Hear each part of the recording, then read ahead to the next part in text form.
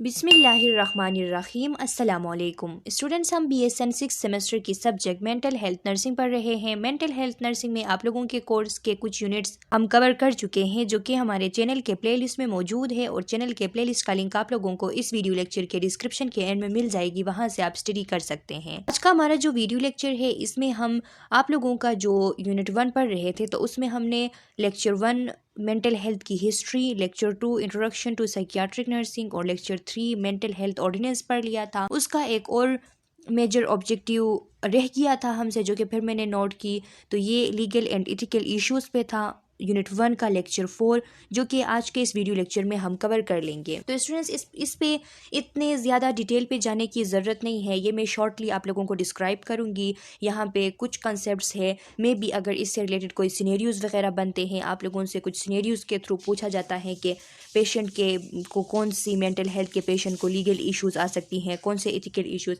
तो इन सब के बारे में आप लोगों के लिए अगर कोई सिनेरियो बनती हैं तो आप लोगों को उसमें कोई कन्फ्यूजन ना हो, तो इस वजह से मैंने इस पर सोचा कि पहले लेक्चर अपलोड कर लूँ, तो इस वीडियो लेक्चर के साथ इसको हम कवर कर लेंगे।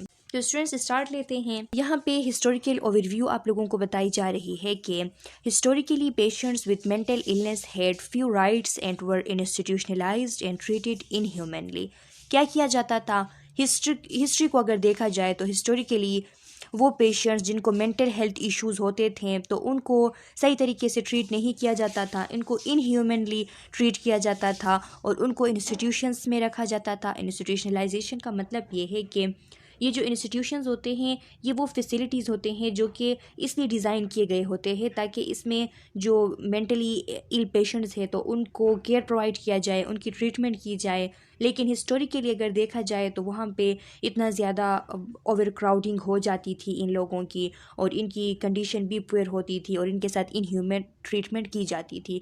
ज़ाहिर सी बात है, जब वो बने थे तो इसलिए तो नहीं बने थे कि यहाँ पे ला के उन लोगों के साथ इनह्यूमन ट्रीटमेंट की जाएगी, लेकिन जब बन गए और ये लोग इस तरह मेंटल हेल्थ इश्यूज़ लोगों को ज़्यादातर पे होने लगी और इन लोगों को वहाँ ले जाया गया, तो एक तो ये कि सोशली ये एक एक्सेप्टेबल कंडीशन नहीं थी उस टाइम के लोगों के लिए। हिस्ट्री के लिए अगर देखा जाए, जो भी इस किस्म की बीमारियों में मुब्तला होता था तो या तो उसको कहा जाता था कि ये, जैसे कि हिस्ट्री में हमने पढ़ा था कि डेमन का जो कंसेप्ट था कि ये बदरू है, इनको जो है मारा जाए, और वो ट्रीटमेंट के तौर पे ट्रिफिनिंग किया करते थे, उनके खोपड़ियों पे वो कील जो है वो डाल दिया करते थे ताकि वो उनकी बदरू जो है वो निकल सके। तो इस किस्म की वहाँ पे कुछ हालात उस टाइम मेंटल हेल्थ से रिलेटेड ठीक नहीं थे, तो इस वजह से जो इंस्टीट्यूशनलाइज्ड इनको किया जाता था, जिस जगह पे इनको रखा जाता था, तो वहाँ पे इनह्यूमनली इनके साथ ट्रीटमेंट की जाती थी। इसके अलावा लिखा है मेजर चेंज 1963। मेजर जो चेंज थी वो 1963 के टाइम पे हुई। उस टाइम क्या हुआ, कम्युनिटी मेंटल हेल्थ एक्ट जो है वो सामने आया। अब आपने ये बात याद रखनी है कि मेजर चेंज जो है हिस्टोरिकली अगर देखा जाए मेंटली इल जो पेशेंट्स हैं उनके लिए, तो वो 1963 में हुआ था, और ये एक किस एक्ट के तहत हुआ था? कम्युनिटी मेंटल हेल्थ एक्ट के तहत हुआ था। जो कम्युनिटी मेंटल हेल्थ एक्ट है, इसके मुताबिक क्या किया गया, इनकी जो फोकस थी इंस्टीट्यूशंस पे कि जहाँ पे वहाँ पे जो, जैसे कि अभी यहाँ पे टर्शरी केयर हॉस्पिटल्स जो है, जैसे कि KTH हो गया पेशावर के अंदर, LRH हो गया, HMC हो गया, तो ये जो हॉस्पिटल्स है टर्शरी हॉस्पिटल्स, इस किस्म के जो हॉस्पिटल्स होते थे वहाँ पे रखा जाता था इन लोगों को भी, जो लोग मेंटली इल होते हैं। और वहाँ पे दूसरे पेशेंट्स भी होते थे, तो वहाँ पे बहुत ज़्यादा ओवर क्राउडिंग हो जाती थी, और उस ओवर क्राउडिंग के दौरान जो दूसरे पेशेंट्स थे उनको फिर भी उनका ख्याल किया जाता था, लेकिन ये जो मेंटली इल पेशेंट्स थे इनका बिल्कुल ख्याल नहीं किया जाता था। ये एक किस्म के बार्डन थे उन पे। तो क्या किया गया कि जो इंस्टीट्यूशन है वहाँ से फोकस कम्युनिटी बेस्ड केयर की तरफ ले जाया गया, और एक ऐसा कानून बना दिया गया कि उस कानून के तहत कम्युनिटी मेंटल हेल्थ सेंटर्स जो है वो बनाए गए, और वो इस मकसद से बनाए गए ताकि ये जो मेंटली इल पेशेंट्स हैं इनको as a outpatient service जो है वो दिया जाए, इनको इस तरह इंस्टीट्यूशंस में नहीं रखा जाए, इनको कम्युनिटी में ले जाके ताकि इनकी एक्सपोजर भी हो सके और इनकी जो ट्रीटमेंट है वो अच्छी तरीके से हो सके। क्योंकि मेंटली जितने भी जो डिसऑर्डर्स होते हैं तो उनमें ज़्यादातर उनको सोशलाइज करना, इस सब पे फोकस करना ज़रूरी होता है। तो इसीलिए इन लोगों ने सोचा कि अभी हम ऐसा करेंगे कि ये जो इंस्टीट्यूशन है यहाँ से इन लोगों को निकालेंगे और कम्युनिटी में इन लोगों को ले जाएंगे, और एज ए आउट पेशेंट इनको वहाँ पे सर्विसेज जो है वो प्रोवाइड किए जाएंगे। इसके अलावा during the 1970s increase awareness of the need to provide human treatment for mental patient that respect civil rights brought the enactment of the Baker's act. फिर क्या किया गया, 1970 के दौरान एक अवेयरनेस के तौर पे एक ह्यूमन ट्रीटमेंट जो है वो मेंटल पेशेंट के लिए प्रोवाइड करना, इसकी एक अवेयरनेस के तौर पे ये बात जो है आगे लाई गई। इसकी अवेयरनेस ज़्यादा हुई कि जो मेंटली इल पेशेंट्स हैं तो उनकी सही तरीके से उनको ट्रीटमेंट प्रोवाइड किया जाए, ह्यूमन ट्रीटमेंट उनको प्रोवाइड किया जाए, ताकि वो ऐसा ट्रीटमेंट हो जो कि उनके जो सिविल राइट्स है एज ए ह्यूमन, उनके जो राइट्स है उनकी रिस्पेक्ट करे। इसीलिए उन्होंने एक लॉ भी बनाई थी जिसे बेकर एक्ट कहा जाता है, और ये बेकर एक्ट जो है वो 1970s के बाद बनी थी। 1970s में शुरू में यही बात हो रही थी कि ये जो मेंटली इल लोग होते हैं तो इनको भी इनके सिविल राइट्स मिलने चाहिए, इनको ह्यूमन ट्रीटमेंट इनके साथ करनी चाहिए। फिर उस टाइम बेकर एक्ट भी बन गया। बेकर एक्ट जो था ये इसको ऑफिशियली फ्लोरिडल मेंटल हेल्थ एक्ट भी कहा जाता है। तो फ्लोरिडल मेंटल हेल्थ एक्ट की अगर कहीं पे बात आ जाए तो आप लोगों ने इसमें कंफ्यूज नहीं होना है, ये यही बेकर एक्ट है। इसको बेकर एक्ट भी कहा जाता है और इसको फ्लोरिडल मेंटल हेल्थ एक्ट भी कहा जाता है, क्योंकि ये लॉ जो है ये स्टेट ऑफ फ्लोरिडा जो है यूएस में, तो वहाँ पे बनी थी। इस वजह से इसको फ्लोरिडल मेंटल हेल्थ एक्ट भी कहा जाता है और बेकर एक्ट भी इसको कहते हैं। इसमें यह था कि इस चीज़ को अलाउ किया गया कि अगर नेसेसरी हो, ज़रूरत पड़ने पे ये जो मेंटली इल लोग होते हैं तो इनको इनवॉलंटरीली इनको एडमिशन की जा सकती हैं health care, mental health care settings के अंदर, और इनको ट्रीट किया जा सकता है।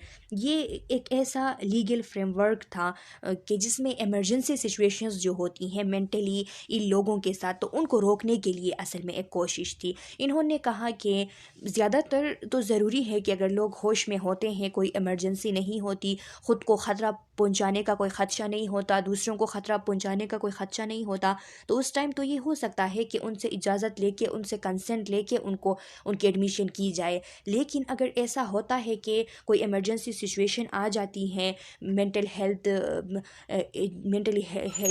जो इल लोग होते हैं उनके साथ कोई इमरजेंसी आ जाती है, और एक जो क्वालिफाइड प्रोफेशनल होता है उसको अगर लगे कि ये पेशेंट इस हाल में है कि इससे या तो ये ख़ुद को ख़तरा पहुंचा सकता है या तो दूसरों को कोई ख़तरा पहुंचा सकता है, तो उस टाइम उसको उसकी एडमिशन करके उसको अप्रोप्रिएट केयर जो है वो प्रोवाइड करना ये लीगल करार दिया गया। इसके अलावा 1980s के अंदर लिखा है mental health system act patient bills of right bye US Congress. क्या हुआ था कि 1980 में डिफरेंट जो है वो राइट्स बनाए गए थे, बिल्स ऑफ राइट, एक बिल जो है वो पेश की गई थी जिसको पेशेंट बिल्स ऑफ राइट कहा गया, कि जिसमें बहुत सारे राइट्स जो है वो इनके लिए लिखे गए थे, जो कि इसके यूनिट के अंदर एक एक करके दिए गए हैं, हम डिस्कस करेंगे। और ये यूएस कांग्रेस के थ्रू ये जो है सामने आई थी। देखिए यहाँ पे लिखा है फ्लोरिडल मेंटल हेल्थ एक्ट जो बेकर एक्ट है, उसके मुताबिक क्या था, the Baker act was written to guarantee the rights of individual admitted to psychiatric facility and to ensure the use of the least restrictive means of intervention. यानी Baker act का मतलब ये था कि इनवॉलंटरीली उनको एडमिट करने की इजाज़त है लीगली उन पेशेंट्स को जो कि दूसरों को नुकसान पहुंचा सकते हैं, इमरजेंसी सिचुएशन में है या तो ख़ुद को नुकसान पहुंचा सकते हैं, लेकिन फिर भी उनके जो राइट्स हैं उनका ख्याल किया जाए, उनके जो इंडिविजुअल राइट्स होते हैं उनका ख्याल किया जाए साइकियाट्रिक फैसिलिटी के अंदर, और इस बात को यकीनी बनाया जाए कि उसके साथ जो इंटरवेंशन हो रही है उन लोगों के साथ तो वो लीस्ट रिस्ट्रिक्टिव मीन्स वाला इंटरवेंशन हो। इतना ज़्यादा हेवी लेवल पे उनके ऊपर कोई रिस्ट्रिक्शन नहीं डाला जा सकता, लीस्ट जितना हो सके उतना लीस्ट रिस्ट्रिक्टिव ज़रिया जो है वो अपनाया जाए उनके साथ इंटरवेंशन करने के लिए। अब देखें जो इंडिविजुअल राइट्स जो 1980 में पास किए गए थे तो उसमें क्या था, फर्स्ट राइट है इंडिविजुअल डिग्निटी एंड रिस्पेक्ट, उन्हें एज ए इंडिविजुअल तस्वुर किया जाए, उनकी डिग्निटी का ख्याल किया जाए, उनकी रिस्पेक्ट की जाए। दूसरा राइट है treatment receive quality give are refuse in the least restrictive environment, वो जो ट्रीटमेंट उनको मिल रही है, जो ट्रीटमेंट उनको दिया जा रहा है तो वो क्वालिटी वाला ट्रीटमेंट हो, वो रिफ्यूज़ कर सकते हैं, उनको इजाज़त है। लेकिन अगर कोई इस तरह की इमरजेंसी सिचुएशन है कि दूसरों को ख़तरा या ख़ुद को ख़तरा पहुँचाने वाली बात हो तो उस टाइम लीस्ट रिस्ट्रिक्टिव एनवायरनमेंट में उनको रखना चाहिए। थर्ड जो राइट है वो है participation in the treatment and discharge planning, उनको कोशिश ये किया जाए कि उनको इंक्लूड की जाए उनके ट्रीटमेंट प्लानिंग में, उनके डिस्चार्ज प्लानिंग में। इसके अलावा एक्सप्रेस एंड इन्फॉर्म कंसेंट, उनके साथ उनके सामने उनकी जो कंसेंट है वो उनको समझाया जाए, उनके साथ सही किस्म की कम्युनिकेशन की जाए और उनसे इन्फॉर्म कंसेंट जो है वो लिया जाए। इसके अलावा एब्यूज़ रिपोर्टिंग, अगर कोई एब्यूज़ हो रही है तो उसकी रिपोर्टिंग करनी चाहिए और ये भी ख्याल करना चाहिए कि उसमें भी कि इन लोगों के डिग्निटी जो है उनको कोई नुकसान जो है वो ना पहुंचे। यानी कोई सब्सटेंस एब्यूज़ वगैरह की अगर बात है तो वो इस तरह कॉन्फिडेंशियलिटी का भी ख्याल करना चाहिए, इस किस्म से उसको रिपोर्ट करना चाहिए। रिपोर्ट इन ए सेंस कि उनकी सेहत के लिए, उनके लिए मेजर्स करने के लिए रिपोर्ट किया जाता है, लेकिन ऐसा नहीं कि हर किसी के सामने वो रिपोर्टिंग हो। या फिर ऐसा भी है, इसमें इसके दो मानी हम ले सकते हैं कि अगर एक मेंटल हेल्थ सेटिंग के अंदर पेशेंट के साथ अगर कोई उसकी राइट्स की खिलाफ वर्जी की जा रही है, कोई एब्यूज़ की जा रही है क्योंकि वो मेंटली ठीक नहीं होते, क्योंकि उनको चीज़ों की समझ नहीं होती, तो लोग अगर उनका ख्याल नहीं करते हैं, उनको नुकसान पहुंचाने की कोशिश करते हैं, तो उन चीज़ों की भी रिपोर्टिंग करनी चाहिए। ये इंडिविजुअल्स राइट के अंदर इंक्लूडेड है। Care and custody of personal effect, और इसके अलावा care and custody of personal effects का मतलब ये है कि अगर एक बंदा जो है वो मेंटल हेल्थ फैसिलिटी के अंदर है, कोई प्रोफेशनल जो है वो उसे केयर प्रोवाइड कर रहा है और वो एक मेंटल हेल्थ फैसिलिटी के अंदर है, तो वहाँ पे उसके लिए प्रोटोकॉल होने चाहिए। इस बात को यकीनी बनानी चाहिए कि उसके साथ जो जितनी भी चीज़ें वगैरह है वो भी सेफ़ हो और उसको अप्रोप्रिएटली उसके साथ हैंडलिंग की जा रही हो। इसके अलावा लिखा है all civil rights such as voting in election, ये भी उनकी सिविल राइट, उनको भी हुकूक हासिल हैं कि वो इलेक्शंस में आके अपना वोट डाल सकते हैं। Habeas corpus and legal representation, habeas corpus का मतलब ये है स्टूडेंट्स कि ये एक लीगल प्रिंसिपल है जो कि इंडिविजुअल राइट को रिप्रेजेंट करती हैं, उसको प्रोटेक्ट करती हैं। जो अनलॉफुल डिटेंशंस वगैरह होती हैं उनसे उसको बचाती हैं।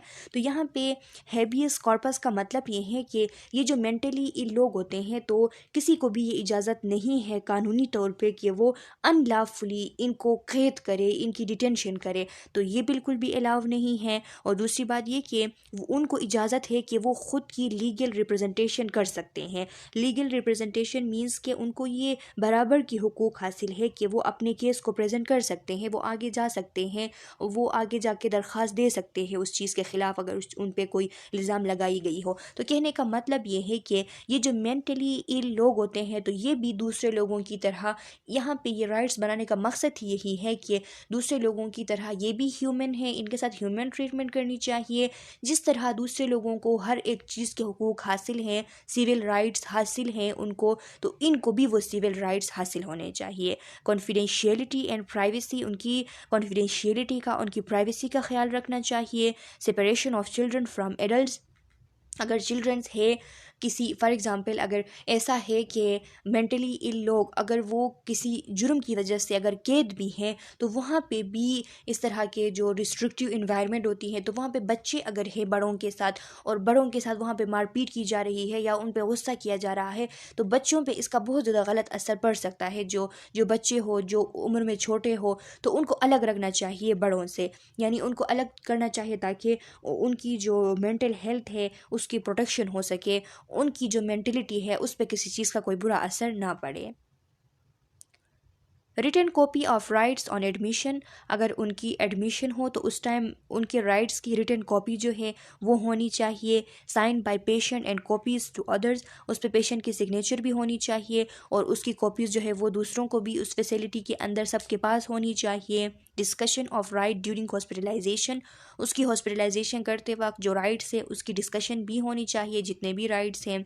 इसके अलावा posting of rights and phone numbers, उसके जो फ़ोन नंबर है उसकी और उसके जो राइट्स है उसको पोस्ट किया जाए। इसका मतलब ये है कि उस इंडिविजुअल से रिलेटेड, उसके राइट्स से रिलेटेड, उसके कॉन्टेक्ट से रिलेटेड, उसके जितने भी कॉन्फिडेंशियलिटी, ट्रीटमेंट ऑप्शन, इस सब से रिलेटेड जो इन्फॉर्मेशन है उनको डिस्प्ले कर दिया जाए, ताकि अगर उसे किसी हेल्प की ज़रूरत हो, किसी सपोर्ट सर्विस की ज़रूरत हो, तो हेल्पलाइन या फिर इस तरह की कोई सर्विसेज जो है वो उसकी हेल्प कर सके। और दूसरी बात ये कि उसके राइट्स अगर डिस्प्ले हो तो इसका मतलब ये है कि उस चीज़ को यकीनी बनाया जाए कि उसके जितने भी राइट्स थे वो उसको मिल रहे हैं। इसके अलावा लिखा है centre for persons with disability, जो लोग डिसेबिलिटी के साथ होते हैं तो उनके लिए लिखा है कि इस बात को एड्रेस करना, एक्नॉलेज करना बहुत ज़्यादा ज़रूरी है कि जो लोग डिसेबिलिटी के साथ हैं तो उनके जो स्पेसिफ़िक नीड्स और एज ए इंडिविजुअल उनके जो स्पेसिफ़िक राइट्स होते हैं तो उनको कंसीडर करना, उनको एड्रेस करना, उनको एक्नॉलेज करना, ये बहुत ज़्यादा ज़रूरी है। Abuse registry or hotline and advocacy. Abuse registry या आर हॉटलाइन एंड एडवोकेसी का मतलब ये है कि बहुत सारे ऐसे सिचुएशंस हो सकते हैं कि जहाँ पे एक इंडिविजुअल जो है उसके साथ कोई मिस ट्रीटमेंट हो, कोई उसको नेगलेक्ट किया जाए, कोई किसी फार्म की एब्यूज़ उसके साथ हो, तो उस टाइम जो एडवोकेसी कंपोनेंट है तो वो सजेस्ट करे इस चीज़ को, इसके लिए वो काम करे, सपोर्ट जो है वो अवेलेबल हो ताकि वो इंडिविजुअल जो है वो प्रोसेस को आगे ले जा सके, वो रिपोर्ट कर सके, एब्यूजिंग की, मिस ट्रीटमेंट की वो रिपोर्ट कर सके। और इस बात को भी यकीनी बनाना चाहिए कि उसके जो राइट्स हैं वो प्रोटेक्टेड हों। तो इसीलिए यहाँ पे लिखा गया है कि abuse registry hotline and advocacy. इसके बाद वही बात है centre for person with disabilities, जो अभी मैंने आप लोगों को समझाई कि अगर कोई डिसेबिलिटी है किसी पर्सन के साथ तो उसके जो स्पेसिफिक उसके जो राइट्स, उसके जो नीड्स होते हैं उनको एड्रेस करना, एक्नॉलेज करना, ये बहुत ज़्यादा ज़रूरी है। Copy of the Baker Act on each unit. हर एक यूनिट में जो बेकर एक्ट है उसकी कॉपी होनी चाहिए। लिएबिलिटी फॉर वोलेशन ऑफ राइट्स, और लिएबिलिटी होनी चाहिए अगर किसी किस्म की वोलेशन हो जाती हैं, राइट्स जो है वो प्रोटेक्टेड नहीं किए जाते हैं, उसमें कोई वोलेशन की जाती हैं तो उस टाइम उसके लिएबिलिटी ज़रूर होनी चाहिए। लिएबिलिटी कहते हैं लीगल कंसिक्वेंसेस को, तो उसके लीगल कंसिक्वेंसेस जो है वो ज़रूर लेने चाहिए। वॉलंटरी एडमिशन जो है उसके बारे में क्या राइट्स थे, उसके बारे में क्या कहा गया था, तो लिखा है the person must be willing to seek treatment and agree to be hospitalise. Voluntary admission के अंदर ये बातें हैं कि जो बंदा जो ट्रीटमेंट के लिए आ रहा है तो ज़रूरी है कि वो ख़ुद विलिंग हो, वो ये चाहता हो कि वो ट्रीटमेंट ले, वो एग्री हो कि उसको हॉस्पिटलाइज किया जाए। सिर्फ बेकर एक्ट के अंदर जो सिचुएशन बताई गई है तो उसमें ये है कि अगर किसी एक क्वालिफाइड प्रोफेशनल जो है मेंटल हेल्थ केयर प्रोफेशनल जो कि क्वालिफाइड हो, उसको लगे कि ये बंदा ये या तो ख़ुद को नुकसान पहुंचा सकता है या तो दूसरों को, उस टाइम इनवॉलंटरीली उस टाइम उनको उनसे बग़ैर पूछे, उनके बग़ैर रजामंदी के उनको रिस्ट्रिक्टिव एनवायरनमेंट में रखा जा सकता है, लेकिन वो भी लीस्ट रिस्ट्रिक्टिव एनवायरनमेंट हो। इसके अलावा जो वॉलंटरी एडमिशन है तो उसमें ये मस्ट है कि वो बंदा ख़ुद एग्री हो, ख़ुद चाहता हो कि मुझे हॉस्पिटलाइज्ड किया जाए। Competent to provide express and inform consent, और वो इस काबिल हो कि वो एक्सप्रेस कर सके, वो बता सके, वो कुछ पूछ सके इन्फॉर्म्ड कंसेंट के बारे में और वो फिर कंसेंट दे सके।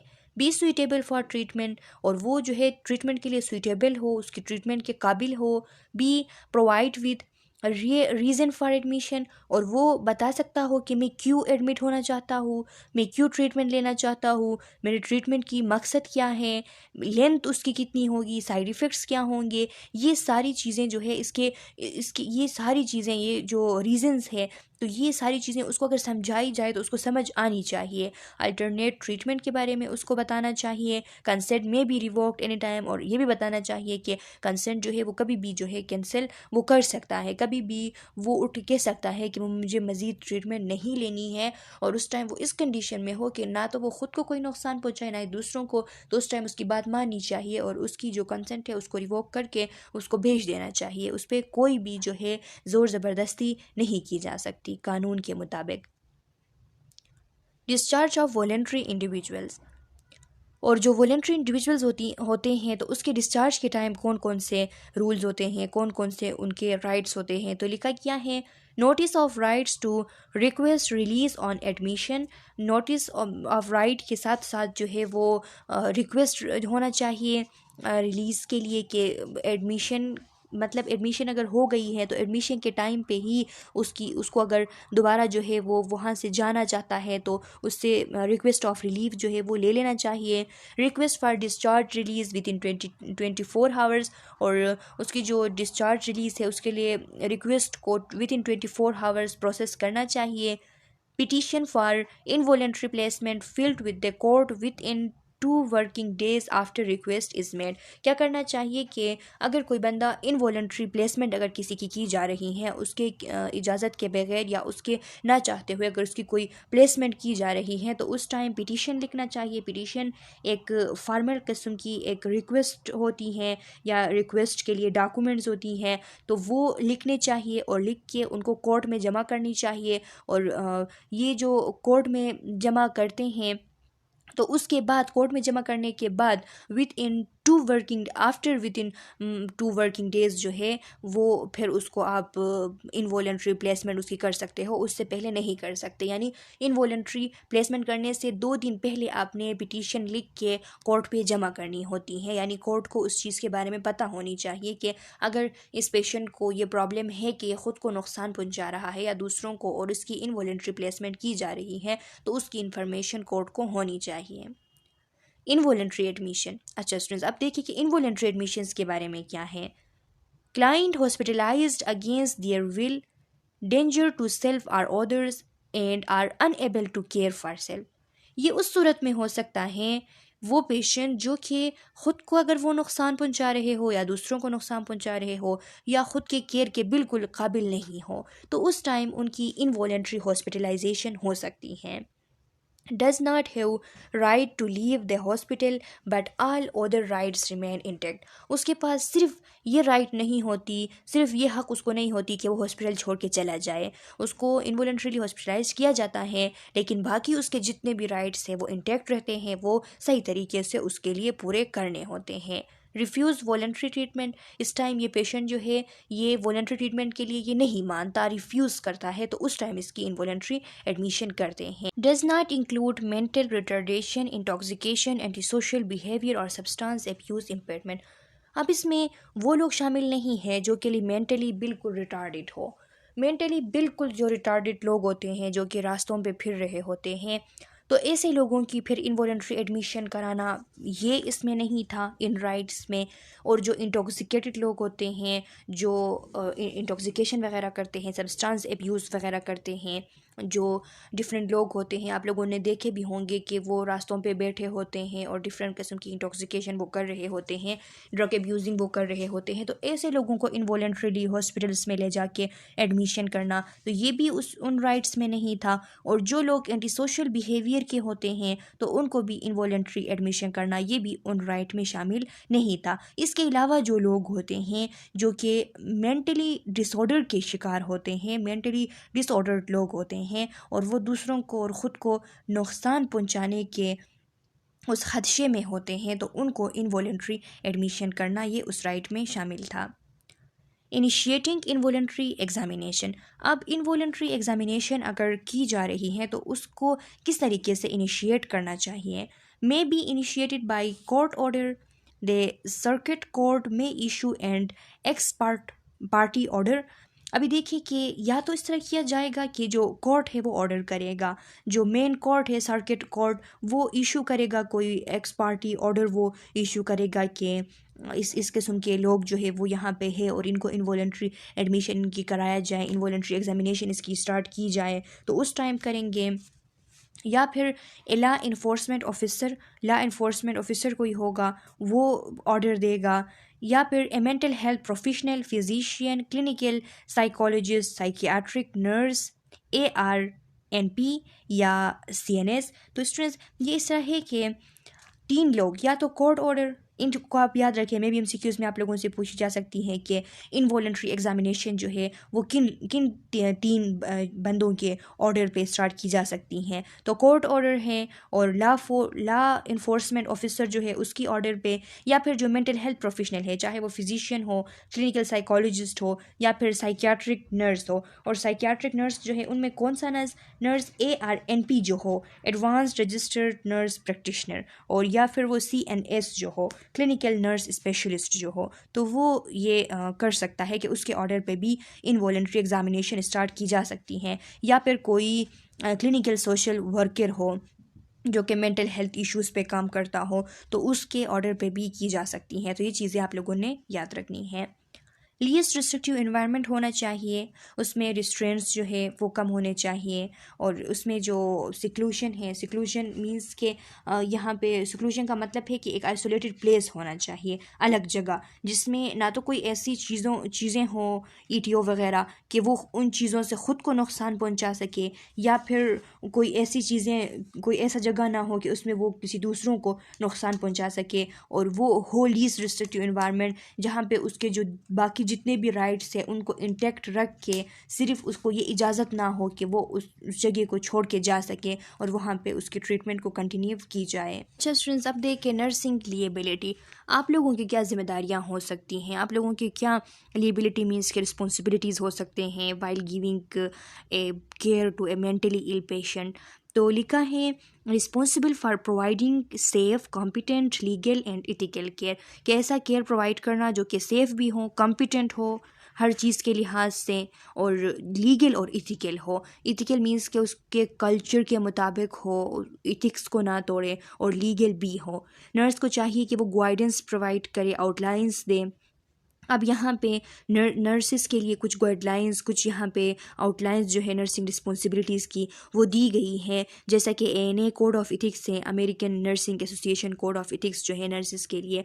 तो उसमें बहुत सारे ऐसे स्टेटमेंट्स हैं जिनको इंटरप्रेट करके एक नर्स जो है वो उनको यूज़ कर सकती है अपनी प्रैक्टिस में। इसके अलावा अमेरिकन नर्सिंग एसोसिएशन और जो APNA है, जो अमेरिकन साइकियाट्रिक नर्सिंग एसोसिएशन जो है, वहाँ के स्कोप, वहाँ के स्टैंडर्ड्स हैं, standards of psychiatric mental health nursing practice. देखिए वहाँ के स्कोप, वहाँ के जो स्टैंडर्ड्स है साइकियाट्रिक मेंटल हेल्थ नर्सिंग के, तो उन तरीक़ों को अपनाना चाहिए। और इसके अलावा नर्सिंग प्रैक्टिस एक्ट जो है उसके मुताबिक जो चीज़ें लिखी गई हैं, जो जो करना है इनके लिए, तो वो सारी चीज़ें फ़ॉलो करनी हैं। तो इसमें क्या है, जो नर्सिंग प्रैक्टिस एक्ट जो है उसमें सबसे पहला जो चीज़ है जिसके ख्याल करना है, जिसके बारे में इसमें बताई गई है, तो वो क्लाइंट कॉन्फिडेंशियलिटी है, कि उनके प्राइवेसी का ख्याल करना, जिसके अंदर इथिकल कंसिडरेशंस करना और लीगल कंसिडरेशंस करना। अब लीगल कंसिडरेशंस में कौन कौन सी चीज़ें आती हैं? Health insurance probability and accountability act, ये एक एक्ट है जो कि हेल्थ इंश्योरेंस के बारे में, और उसकी जो अकाउंटेबिलिटीज़ है कि उसमें कोई प्रॉब्लम आ जाए तो अकाउंटेबल कौन होगा, तो इसके लिए एक ख़ास किस्म की एक्ट बनी थी लीगल कंसिडरेशन के अंदर, तो इसको फॉलो करना। अब यहाँ पे आप लोगों ने MCQ के लिए ये बात रखनी है कि आप लोगों से में भी इस तरह सिनेरियो बन सकती हैं कि नर्सिंग प्रैक्टिस एक्ट जो है उसके बारे में, उसके मुताबिक लीगल जो कंसिडरेशन है उनमें कौन कौन सी चीज़ें जो है वो इंक्लूड थी। तो आप लोगों को पता हो कि HIPAA जो है वो health insurance probability and accountability act को कहा जाता है, और ये लीगल कंसिडरेशन के अंदर इंक्लूड थी। Client employer right after death, यानी डेथ के बाद भी अगर किसी पेशेंट की डेथ भी हो जाती है तो उसकी फिर उसके क्या राइट्स बनते हैं, वो चीज़ें भी इसमें इंक्लूड थी। Client privilege and human immunodeficiency virus status, अगर किसी क्लाइंट जो है उसकी सोशल आइडेंटिटी और उसके साथ कोई बड़ा मेडिकल इशू आ गया, जैसा कि इम्यूनोडिफिशिएंसी वायरस, अगर उसको HIV है, एड्स है, तो उस टाइम क्या किया जाए। तो यहाँ पे क्लाइंट की आइडेंटिटी हम नहीं शो कर सकते, हाँ मे भी हम इम्यूनो डिफिशिएंसी वायरस जो उसके बारे में बता देते हैं, उसको रिवील भी करते हैं कि एक बंदा जो है उसको काउंटिंग में लाते हैं, लेकिन फिर भी इनके आइडेंटिटी जो है वो कुछ हद तक उसको प्राइवेसी में रखी जाती हैं। अगर उसको शो किया भी जाता है ज़रूरियात के मुताबिक, तो फिर भी एक दायरे के अंदर होती हैं, वो सब के लिए शो नहीं होती। तो ये सारी चीज़ें जो हैं ये सब इंक्लूडेड हैं लीगल कंसिडरेशंस के अंदर। इसके अलावा एथिकल कंसिडरेशंस का आप लोगों को ख़ुद को पता है कि कल्चरली उनको सही किस्म की केयर जो है वो प्रोवाइड करनी चाहिए। अब ये क्लाइंट कॉन्फिडेंशियलिटी जो है इसके अंदर एक्सेप्शंस टू द रूल, अब ये सारे रूल हैं, इसके अलावा इन रूल्स के अंदर कुछ एक्सेप्शंस भी हैं। अब वो एक्सेप्शंस क्या है?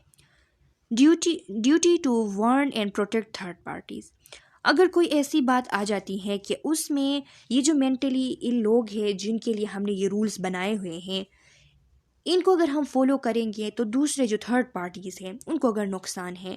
फॉर एग्ज़ाम्पल, अगर किसी पेशेंट को एड्स है और उसकी फैमिली से हम ये बात छुपाते हैं कि उसको एड्स है, उसके प्राइवेसी का ख्याल करते हुए, तो उसकी फैमिली कितनी ज़्यादा ख़तरे पे हैं। उसकी फैमिली को छोड़े, उसके इर्द गिर्द के जितने भी लोग हैं जो उसके साथ बैठते हैं, उठते हैं, खाना खाते हैं, रहते हैं, तो अगर इस चीज़ को हम छुपाते हैं कि उसको एड्स है, तो वो थर्ड पार्टीज़ जो है वो ख़तरे में है कि उनको फिर जाके ये बीमारी हो सकती है, उनको ये लग लग सकती हैं इस बंदे से, तो इस दौरान ये एक एक्सेप्शन है। तो इस दौरान हम उसको रिवेल करते हैं, हम उसको फिर नहीं छुपा सकते। अगर थर्ड पार्टीज़ को नुकसान है तो उनको वार्न करने के लिए या फिर उनको प्रोटेक्ट करने के लिए।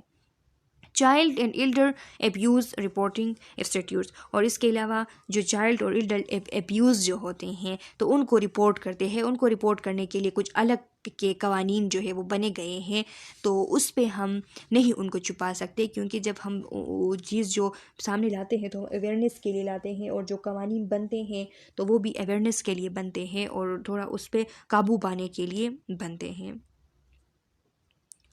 नर्सिंग लिएबिलिटी टॉर्ट, आप जो नर्सिंग रिस्पॉन्सिबिलिटीज़ के अंदर जो खामियां आती हैं, जो गलतियां आती हैं, तो वो क्या हो सकती हैं? कुछ इंटेंशनली हो सकती हैं और कुछ जो है वो अनइंटेंशनली हो सकती हैं। जो अनइंटेंशनली होते हैं तो उसमें एक तो नेग्लिजेंस है और एक माल प्रैक्टिस है। तो स्टूडेंट्स ये बात अब अपने याद रखनी है। अगर इस यूनिट से MCQs बनाई जा सकती हैं तो मे बी यहाँ से MCQs उठाया जा सकता है कि नर्सिंग लिएबिलिटी टॉर्ट्स जो है उसमें इंटेंशनल जो है उसमें ये सारे जो है ये इंटेंशनल है, एक्सेप्ट तो उसमें अगर निग्लिजेंस है या माल प्रैक्टिस है तो आप लोगों को याद हो कि ये एजाल्ट हो गया, बैटरी हो गया, फॉल्स इम्प्रोंसनमेंट हो गया और ये पनिटिव डैमेज हो गए। तो ये सारे जो है ये इंटेंशनल के अंदर आते हैं, एक्सेप्ट निग्लिजेंस और माल प्रैक्टिस के, कि वो अनइंटेंशनल नर्सिंग लिएबिलिटी टॉर्ट्स है। अब जो अनइंटेंशनल है उसमें जो निग्लिजेंस है, तो निग्लिजेंस किसे कहते हैं आप लोगों को पता है। निग्लिजेंस में जब आप लोगों को इथिक्स पढ़ा रही थी 4th सेमेस्टर में, तो उसमें मैंने आप लोगों को ये चीज़ें समझा दी थी। निग्लिजेंस का मैंने आप लोगों को बताया था कि जब एक नर्स जो है वो फेल हो जाती है, वो जब स्टैंडर्ड ऑफ केयर प्रोवाइड नहीं कर पाती, और स्टैंडर्ड ऑफ केयर वो प्रोवाइड नहीं कर पाती, उसके रिज़ल्ट में उसकी ड्यूटी में कोई ब्रीच जो है वो आ जाती है, और उस ब्रीच के बाद किसी पेशेंट को हार्म या इंजरी हो जाती है, तो इसको हम निग्लिजेंस कहते हैं। और माल प्रैक्टिस जो है वो उसको कहते हैं, वो उस गलती को कहते हैं कि जिसमें को किसी स्टैंडर्ड जो है उसकी वोलेशन करता है, एक नर्स वोलेशन करता है और उसको पता नहीं होता, अनइंटेंशनली वो वोलेशन कर देता है। उसको ये लगता है कि इससे फ़ायदा होगा, लेकिन उससे फ़ायदा नहीं होता, बल्कि उससे जो है वो पेशेंट को नुकसान हो जाता है। कोई मिसडायग्नोसिस हो जाती हैं, या फिर इम्प्रॉपर उसकी जो है एडमिशन उसकी इम्प्रॉपर हो जाती है, या फिर कोई एरर आ जाती है जजमेंट में, स्किल्स में, तो इसको कहते हैं माल प्रैक्टिस। तो ये अनइंटेंशनल नर्सिंग लिएबिलिटी टॉर्ट्स के अंदर आती हैं। इंटेंशनल नर्सिंग लिएबिलिटी टॉर्ट्स होते हैं तो उसमें एजाल्ट हैं, बैटरी हैं। एजाल्ट कहते हैं स्टूडेंट्स कि अगर एक्चुअली कोई नुकसान फिज़िकली नहीं पहुंचाया जाए, और फॉर एग्ज़ाम्पल इशारे के थ्रू ये बताया जाए कि फ़िज़िकल नुकसान जो है मैं पहुंचा सकता हूँ। जैसा कि कोई बंदा जो है वो बिल्कुल मुट्ठी बना के किसी से कहता है कि मैं मुक्का मारूंगा तुम्हें, तो ये जो मुक्का मारने की जो धमकी होती हैं ये असल में असॉल्ट कहलाती हैं। और बैटरी अगर सच में किसी को मार दिया जाए, मुक्का मार दिया जाए फिज़िकली, तो फिर उसको कहा जाता है बैटरी। और फॉल्स इम्प्रिजनमेंट जो है ये कहते हैं कि फॉल्सली अगर किसी को उस डिटेंशन अगर की जाए, यानी उसका कोई कसूर ना हो और उसको जो है इंटेंशनली ले जाके बंद कर दिया गया है और उसमें कोई उसका जुर्म ना हो, तो ये भी इंटेंशनली होती हैं। एजाल्ट, बैटरी, फॉल्स इम्प्रिजनमेंट ये इंटेंशनली होती हैं। इंटेंशनली ऐसे जो है काम किए जा सकते हैं। इसके अलावा पनिटिव डैमेज जो है वो भी इंटेंशनली की जा सकती हैं।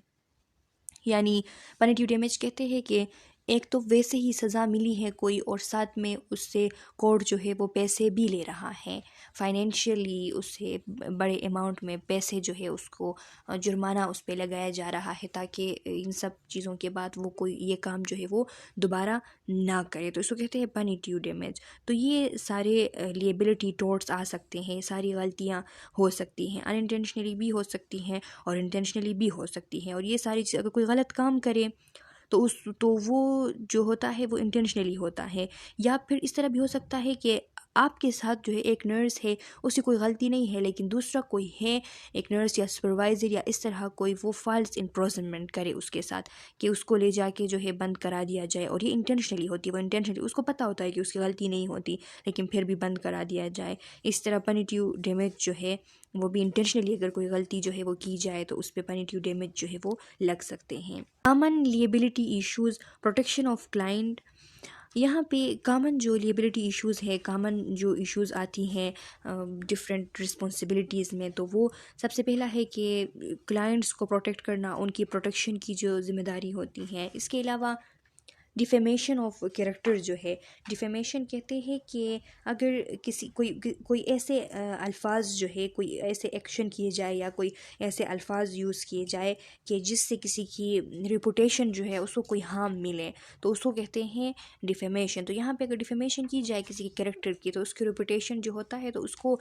हार्म होती है, इसको कहते हैं डिफेमेशन। और ये लेबल भी हो सकती हैं और स्लेंडर भी हो सकती हैं। स्लेंडर मींस कि ओरली भी किसी की डिफेमेशन की जा सकती हैं, और जो है इस स्लेंडर भी की जा सकती है। स्लेंडर कहते हैं स्पोकनली और ओरली किसी की इस तरह अगर किसी की बेइज्जती हम कह सकते हैं कि की जाए, किसी के कैरेक्टर पे कोई बात की जाए, किसी की रेपुटेशन ख़राब हो, ऐसा कोई अल्फाज बोला जाए। और ये लेबल मींस के रिटन भी हो सकती हैं, सुपरवाइजरी लेबिलिटी हो सकती हैं, शॉर्ट स्टाफिंग इश्यूज़ हो सकती हैं।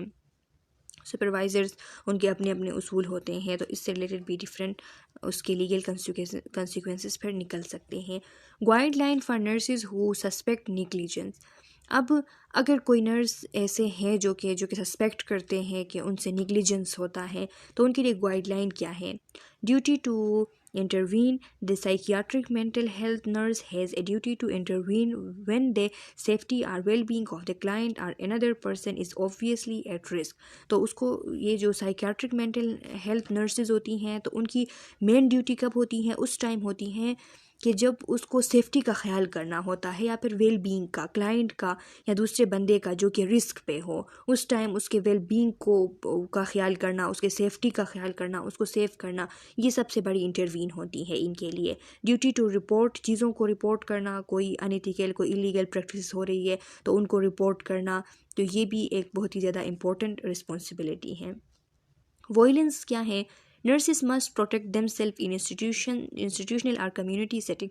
कम्युनिटी में है या फिर कम्युनिटी हेल्थ नर्सेज है, कम्युनिटी के अंदर काम कर रहे हैं या किसी इंस्टीट्यूशन के अंदर यानी हॉस्पिटल्स वगैरह के अंदर, तो वहाँ पे अपने आप को प्रोटेक्ट करना उनके लिए बहुत ज़्यादा ज़रूरी है। Employers are not typically held responsible for employee injuries caused by violent client behavior। यानी वो इतना सीरियस नहीं होते खुद, वो इतना ज़्यादा जो है वो ख़ुद को नहीं बचाते इन चीज़ों से कि एक वॉयलेंट क्लाइंट जो है जिसको तो समझ नहीं है उस चीज़ की, लेकिन वो ख़तरा पहुंचा सकता है, तो इसीलिए ख़ुद को बचाना, उनसे ख़ुद को प्रोटेक्ट करना बहुत ही ज़्यादा ज़रूरी है।